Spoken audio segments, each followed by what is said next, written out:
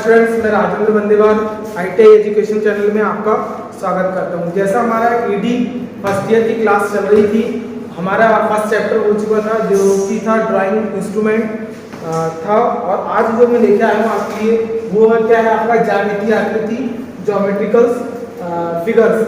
तो पहली चीज क्या होती है, ज्यामितीय आकृति कितने टाइप्स की होती है बेटा? दो टाइप्स की होती है। एक होती है क्या, 2D आकृति और एक होती है 3D आकृति। तो 2D आकृति में क्या होता है बेटा? 2D आकृति में दो डायमेंशन होती है या दो विमा होती है। तो वो क्या क्या हो सकती है बेटा? 2D में दो विमा या तो होगी लंबाई या फिर क्या होगी चौड़ाई, या फिर क्या हो सकती है चौड़ाई हो सकती है, या फिर मोटाई हो सकती है, या फिर क्या होगी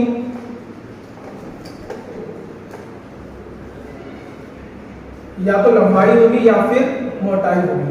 मतलब कोई भी एक ऐसा फिगर जिसमें सिर्फ कौन सी कितनी डायमेंशन होनी चाहिए? दो डायमेंशन होनी चाहिए। या तो लंबाई हो और लंबाई के साथ क्या हो चौड़ाई हो, या फिर लंबाई के साथ क्या हो जाए मोटाई हो जाए, या फिर चौड़ाई के साथ मोटाई हो जाए। तो वो कौन सा डायमेंशन में आएगा बेटा? 2D डायमेंशन में। तो 2D डायमेंशन में हम जनरली किसको पढ़ते हैं? वो पढ़ते हैं बहुभुज को, ठीक, त्रिभुज को, चतुर्भुज को और वृत्त को। तो 2D से ध्यान में ये रखना है कि 2D में हमेशा दो डायमेंशन होगी, या लंबाई हो या लंबाई के साथ चौड़ाई हो, चौड़ाई के साथ या मोटाई हो।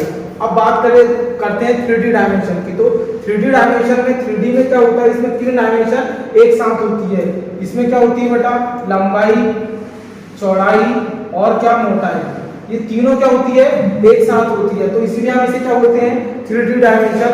और इसके अंतर्गत हम पढ़ते हैं घन को पढ़ते हैं, घनाभ को पढ़ते हैं, गोला को पढ़ते हैं, शंकु, बेलन, प्रिज्म और पिरामिड। तो जनरली जो क्वेश्चन उठ के आते हैं बेटा, जैसे पिरामिड, मतलब एक आकृति दी रहेगी पिरामिड की और इसमें से आपको क्या दे दिए रहेंगे? चार नाम दे दिए रहेंगे कि जैसे पिरामिड की आकृति दी है और आपको लास्ट में चार नाम दे दिए। क्या क्या दे दिया है? शंकु दे दिया, बेलन दे दिया, प्रिज्म दे दिया, पिरामिड। और आपको बताना है कि बताओ कि ये कौन सी आकृति है। तो आपको उस आकृति के बारे में क्या होनी चाहिए? जानकारी होनी चाहिए कि आपका घन कैसा दिखता है, घनाभ कैसा दिखता है, गोला कैसा दिखता है, शंकु, बेलन, प्रिज्म और पिरामिड। इस चैप्टर में हम इनकी आकृति पढ़ेंगे और इसकी कुछ प्रॉपर्टीज है जिसके बारे में हम जानेंगे। तो फर्स्ट ऑफ ऑल अपन आते हैं पहली चीज कि ये रेखाएं क्या होती है बेटा? तो रेखा से क्या निर्मित होने हैं? अपने बहुभुज निर्मित होने हैं, त्रिभुज निर्मित होने हैं, चतुर्भुज निर्मित होने हैं, ठीक है, और घन होने हैं, घनाभ होने हैं। तो पहली चीज क्या आती है अपनी? रेखा। रेखा क्या है बेटा? दो बिंदुओं के बीच खींचा गया बिंदु पर जो बिंदु के क्या करे? आगे भी बढ़ाया जा सके और पीछे भी बढ़ाया जा सके, ऐसे बिंदु पथ को क्या बोलेंगे अपन? रेखा। जैसे आप डायग्राम में देख रहे हो कि A और B के बीच का क्या है? ये बिंदु पथ है, ठीक। इस बिंदु पथ को अपन इधर A के इधर भी बढ़ा सकते हैं और B के इधर आगे भी बढ़ा सकते हैं। तो इसे क्या बोलेंगे अपन? रेखा बोलेंगे, ठीक है। तो रेखा की परिभाषा क्या होगी बेटा? कि दो बिंदुओं के बीच का बिंदु पथ जिसे हम उस बिंदु के क्या करें? आगे भी बढ़ा सकते हैं और पीछे भी खींच सकते हैं। तो इसे क्या बोलेंगे अपन? रेखा। अब बात आती है बेटा किसकी? रेखाखंड की। रेखाखंड क्या है? किसी भी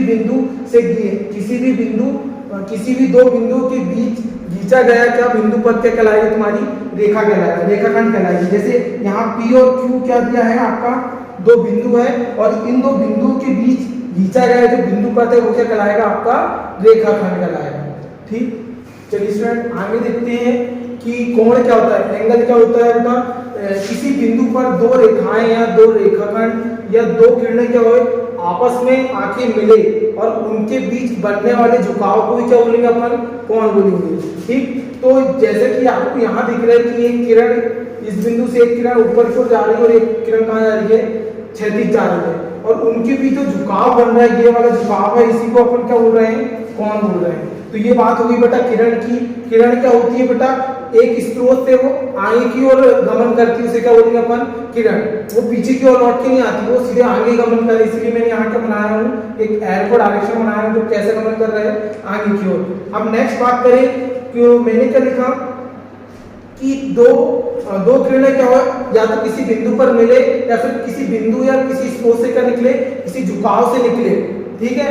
तो उस झुकाव को क्या बोलेंगे अपन? कोण। जैसे यहाँ से क्या हो रहा था? किसी बिंदु से किसी झुकाव पर क्या हो रही है, कोई किरण क्या हो रही है स्रोत से निकल रही है। लेकिन इस जो डायग्राम में क्या हो रहा है कि एक पॉइंट है, एक पॉइंट पे क्या हो रही है, दो किरणें आके मिल रही है। परिभाषा में मैंने क्या बोला था कि दो किरणें किसी स्रोत से क्या करें, निकले या फिर किसी स्रोत में आके मिले, और उन दोनों किरणें हो, चाहे फिर क्या हो, रेखाखंड हो चाहे रेखाएं हो, उनके बीच जो झुकाव बनेगा उसी को अपन क्या बोलेंगे, एंगल्स बोलेंगे। तो यहाँ पे देखो एक स्रोत से दो किरणें निकल रही हैं, किसी झुकाव से निकल रही है, तो झुकाव क्या बोल दिया अपन ने, एंगल। अब यहाँ पे देख रहे हैं कि एक पॉइंट मान लो आपका बी है, और बी में क्या हो रही है, दो किरणें आपस में आके मिल रही है। अब किस झुकाव में मिल रही है, इसी झुकाव को क्या बोलेंगे अपन, कोण बोलेंगे। तो ये दो किरणों का हो गया बेटा। और नेक्स्ट स्टेप क्या रहेगी आपकी, जैसे रेखा की बात करें तो अपन ने रेखा की परिभाषा में पढ़े थे कि दो बिंदुओं के बीच का बिंदु पर जो क्या करे आगे और बढ़ाया जा सके वो क्या कहलाएगी, आपकी रेखा कहलाएगी। तो आपकी क्या है, AB एक रेखा है और एक BC रेखा है। ये दोनों रेखा क्या है, किसी ना किसी झुकाव पे आपकी क्या हो रही है, मिल रही है। इस झुकाव को क्या बोलेंगे अपन, कोण बोलेंगे। और इसी को मैंने एक और माध्यम में बताया है, रेखाखंड के माध्यम में। तो रेखाखंड का क्या है बेटा, जब दो रेखाखंड किसी झुकाव पर आके मिले और उस झुकाव को क्या बोलेंगे अपन, कोण बोलेंगे। यही चीज अपने किससे लिखी है बेटा, ऊपर थ्योरी भी लिखी है कि किसी बिंदु पर दो रेखाएं या रेखाखंड या दो किरणें के मिलने पर जो झुकाव उत्पन्न होता है उसे ही क्या बोलते हैं अपन, कोण कहते हैं। अब कोण के बारे में कुछ विशेष नोट है, उसके बारे में देखेंगे कि कोण को हमेशा किससे मापते हैं बेटा, या तो डिग्री से मापते हैं या फिर अंश से मापते हैं। नेक्स्ट चीज क्या होती है बेटा, कोण के कुछ भाग होते हैं, जैसे आपने पढ़ लिया कि इसमें क्या होती है, दो भुजा होती है और एक क्या होती है, शीर्ष। तो दो भुजा तो दिख रही होगी आपके डायग्राम में, एक भुजा ये है और एक भुजा ये, या फिर एक भुजा ये वाली और एक भुजा ये वाली। लेकिन वो जिस स्थान पे आके मिल रही है ना, उसी स्थान को क्या बोलेंगे अपन, शीर्ष बोलेंगे। तो इसकी थ्योरी में देख लेते हैं, क्या जिस बिंदु पर दो भुजाएं आकर क्या होती है, मिलती है, उसे ही क्या बोलते हैं, शीर्ष बोलते हैं। जैसे कि हम कोण के बारे में पढ़ रहे थे, तो अब अपन नेक्स्ट देखेंगे कि कोण के प्रकार क्या होते हैं, कोण के टाइप्स क्या होते हैं। तो टाइप्स ऑफ एंगल में देखेंगे कि सबसे पहले क्या आता है आपका न्यून कोण, जिसे क्या होता है अपन, एक्यूट एंगल। तो एक्यूट एंगल क्या होता है, बाह्य कोण जिसका मान क्या हो, बाह्य कोण जिसका मान क्या हो बेटा, 90 डिग्री से क्या हो, कम हो, ऐसा कोण क्या कहलाएगा आपका, ऐसा कोण न्यून कोण कहलाता है, न्यून कोण कहलाता है। अब इसको देखिए कि AB एक क्या है आपकी, ये। तो आपको मालूम है कि 90 डिग्री का मान कैसा रहता है, ये रहता है, ये कितना होता है आपका 90 डिग्री। और आपका ABC, तो अब आपको जो दिख रहा है ना कोण, क्या कोण BAC। तो कोण BAC क्या है, यहाँ पे न्यून कोण है। तो क्या लिखेंगे अपन, कोण BAC इज इक्वल टू क्या जाएगा आपका, न्यून कोण। ठीक, अब मैं इसको क्या मान लेता हूँ बेटा, थीटा मान लेता हूँ। तो थीटा की वैल्यू क्या हो जाएगी बेटा, थीटा क्या हो जाएगा, छोटा हो जाएगा किससे, 90 डिग्री से। ठीक, तो थीटा की वैल्यू क्या होगी, 90 डिग्री से छोटी होगी। मतलब ऐसा कोण जिसका मान क्या हो, 90 डिग्री से कम हो, क्या कहलाएगा आपका न्यून कोण। ठीक, अब नेक्स्ट बात करेंगे बेटा समकोण। समकोण के लिए यदि बात करें तो एक ऐसा एंगल, ऐसा कोण, ऐसा कोण जिसका मान क्या हो बेटा, जिसका मान 90 डिग्री हो, क्या कहलाएगा, समकोण कहलाता है।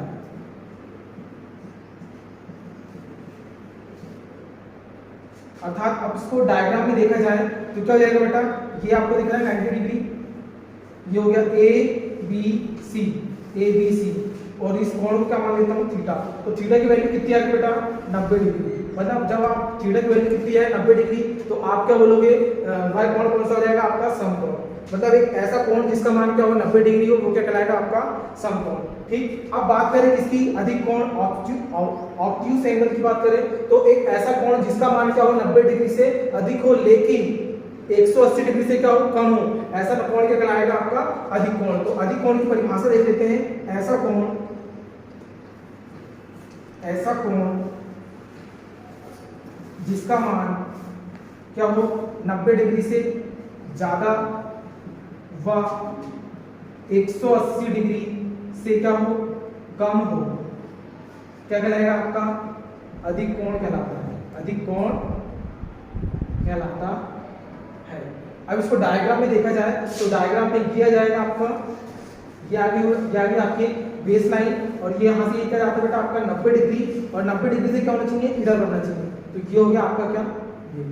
तो अब इसको नाम दे दूं तो ए बी सी। तो कौन क्या हो जाएगा, कौन A B C is equal to क्या जाएगा आपका, अधिक कोण। क्या हो जाएगा आपका, कौन ए बी सी क्या हो जाएगा, अधिक कोण। ठीक है, आप बात करें इसको थोड़ा कि कौन बी को अपन क्या मान लेते हैं, थीटा। तो थीटा की वैल्यू किसके बीच वेरी करेगी, किसके बीच थीटा रहेगा। तो इसलिए मैं बता दूं जो थीटा की वैल्यू है वो किससे छोटी होगी बेटा, 180 डिग्री से क्या होगी, छोटी होगी। थीटा की वैल्यू किससे छोटी होगी, 180 डिग्री से क्या होगी, छोटी होगी। लेकिन क्या होगी, 90 डिग्री से कैसी होनी चाहिए बेटा, बड़ी होनी चाहिए। 90 डिग्री से कैसी होनी चाहिए, बड़ी होनी चाहिए। तो यहाँ दिख रहा है आपको थीटा की वैल्यू क्या है, 90 डिग्री से बड़ी है, लेकिन थीटा की वैल्यू 180 डिग्री से क्या है, छोटी है। तो ऐसा कोण क्या कहलाएगा, आपका अधिक कोण कहलाएगा। इसी को क्या बोलते हैं अपन, ऑब्ट्यूज एंगल। यहाँ से हमारी ज्योमेट्रिकल फिगर्स की फर्स्ट क्लास समाप्त होती है। मिलते हैं हम नेक्स्ट क्लास में। Okay, bye.